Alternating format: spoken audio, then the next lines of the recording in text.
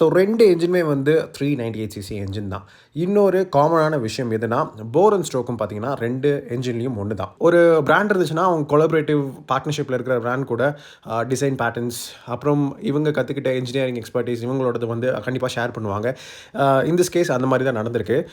So இதில் ஒரு நல்ல விஷயம் என்னென்னா, ட்ரைம்ப் ஸ்பீட் 400 இருக்கிற அந்த லிக்விட் கூல்ட் என்ஜின் பார்த்தீங்கன்னா சூப்பராக நல்ல ரிஃபைன்மெண்ட் இருக்கிற, நல்ல லோ அண்ட் மிட் ரேஞ்ச் இருக்கிற மாதிரி என்ஜின். ஸோ அந்த ரிஃபைன்மெண்ட் லெவல்ஸை நம்ம டியூக்கில் எதிர்பார்க்கலாம். இவன் தோ இந்த டியூக்கில் பார்த்தீங்கன்னா இப்போது 44.8 ஹார்ஸ் பவர், 33 நியூட்டன் மீட்டர்ஸ், அதாவது 1.2 ஹெச்பி அதிகம், 2 நியூட்டன் மீட்டர்ஸ் அதிகம் பழைய 373cc என்ஜின் கூட கம்பேர் பண்ணும்போது. அப்படி இருந்தாலுமே டியூனிங் 2 என்ஜினோட கேரக்டரிஸ்டிக்ஸ் டிஃப்ரெண்ட்டாக தான் இருக்கும், அதில் எந்த டவுட்டுமே இல்லை. அது மோஸ்ட்லி வந்து டாப் அண்ட் குறி வச்சு இந்த டியூக்கில் வந்து டியூன் பண்ணுவாங்க. ஸ்பீட் 400 பார்த்தீங்கன்னா உங்களுக்கு லோ அண்ட் மிட் ரேஞ்ச் வந்து நல்லா இருக்கிற மாதிரி, பஞ்சியாக இருக்கிற மாதிரி.